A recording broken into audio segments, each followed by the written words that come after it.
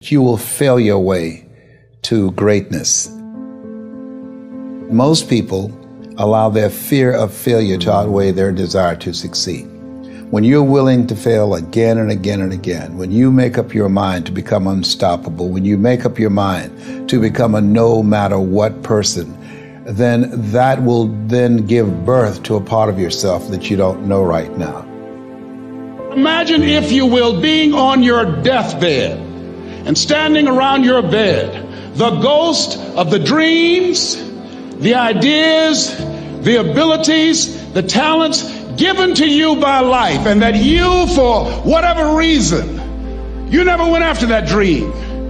You never acted on those ideas. You never used those talents. You never used those gifts. And there they are standing around your bed looking at you with large angry eyes saying, "We came to you, and only you could have given us life. And now we must die with you forever." See, most people stop short of their dreams and park and get off the highway of life because of the rejections of life. You will always be rejected. It's no big deal. Jack Canfield said rejection is a myth. It's not like when somebody says no and then they slap you. No, it's just, to me, make no your vitamin. Get excited about the no. Why? Because every time someone says no, that brings you another step to a yes. You're getting closer. Trust me, you will win if you don't quit. You will win if you don't quit. Even a broke clock is right twice a day. As you go through the challenges of life and you look at it and embrace whatever comes to you, don't run from it. Step toward it. Don't try and duck it like most people do. See, most people want it easy. See, if you, easy come, easy what? Easy go. See, but when you go at what you're going to deal with and you deal with the difficulties of it, when you handle those hard things close at hand, making those hard decisions right now that you don't want to make, learning those things that you don't like to do, but you know that in order for you to get where you want to go, this is one of the hoops that you have to flip through. And I'm saying to you, whatever you got to do it, because if you don't, life is going to whoop you until you surrender. You have something that you brought to the universe, and that if you decide that my life deserves my developing this what I do well, and becoming the best at it, and mastering myself, and seeing what I have within me, if you decide to drop your buckets where you are and develop your gifts, I grant you, you'll never ever be without. I grant you that your gifts will take you places that will literally amaze you.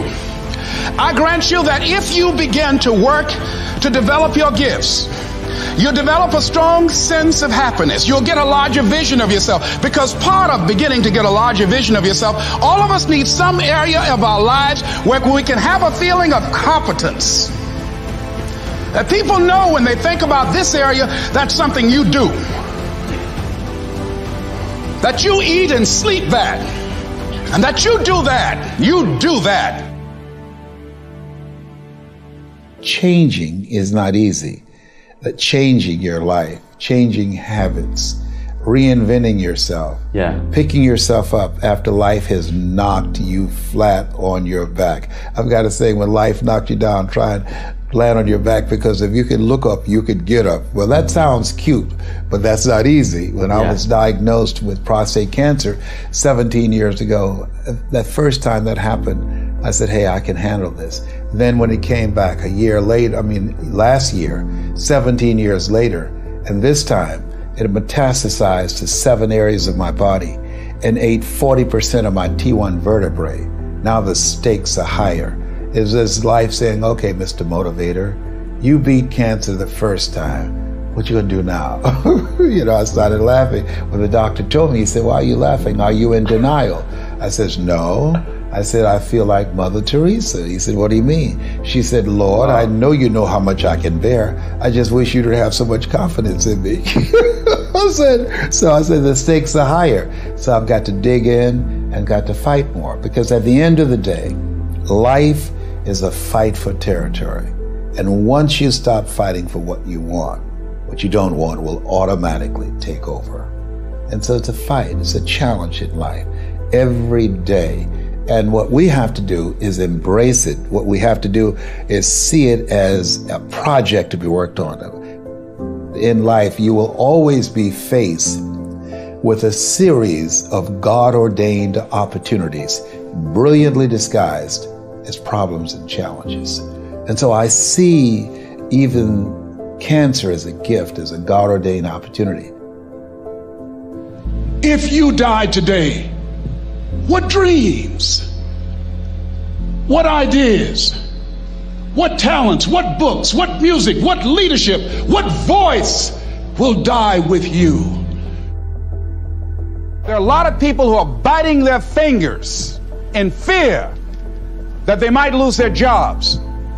But there are few people who have decided within themselves, I'm going to make it. Some people aren't waiting to be cut. Some people are moving on their own because they feel within themselves, I've got what it takes to make it.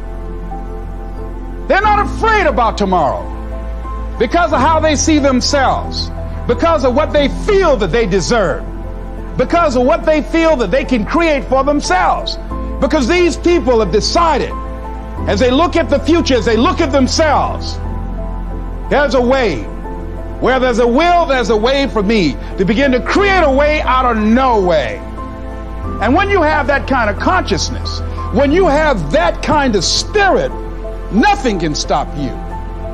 Nothing.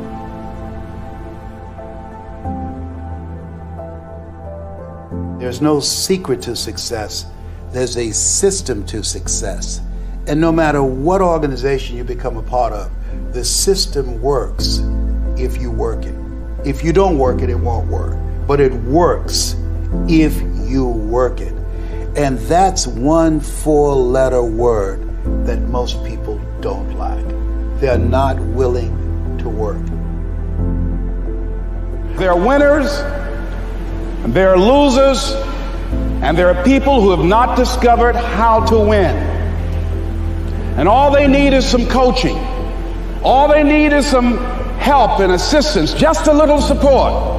All they need is some insight or a different strategy or plan of action to make some adjustments that will open up the key to a whole new future for them, that will give them access to the unlimited power that they have within themselves. That's all that they need.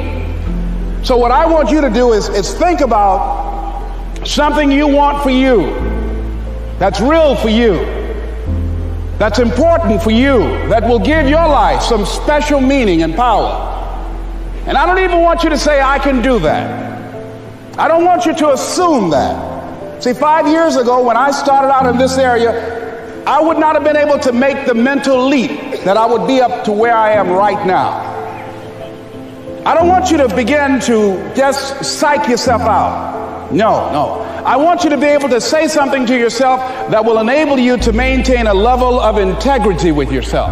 That when you say this, even when you face tremendous setbacks, it will be a benchmark to keep you in the game, to keep you moving forward and experimenting and readjusting your strategy and your plan of action, continuously looking for ways to win. I think we have to reflect on, who am I? Why am I here? What drives me? If I died today, what 3 words would I want said about me if I died today? You know, what is it that defines me? You know, and how do I define myself? So I went to the next mode necessary to start talking to people and seeking and asking for what I wanted and leveraging relationships and trying to find out, how do the people do it that went ahead of me? How do they do it? And then what is it I need to do? How is it I need to train myself, to develop myself? What's the resources that will be required in order to make it happen? And as I start seeking out and asking questions, I started running into people who said, I know someone who can help you do that. And they helped me get connected with those people. Remember, we have so much energy that can take us so far. It's necessary that you hook up with some other energy that can take you to the next level. I hooked up with them. They said, let's go. I said, away we go.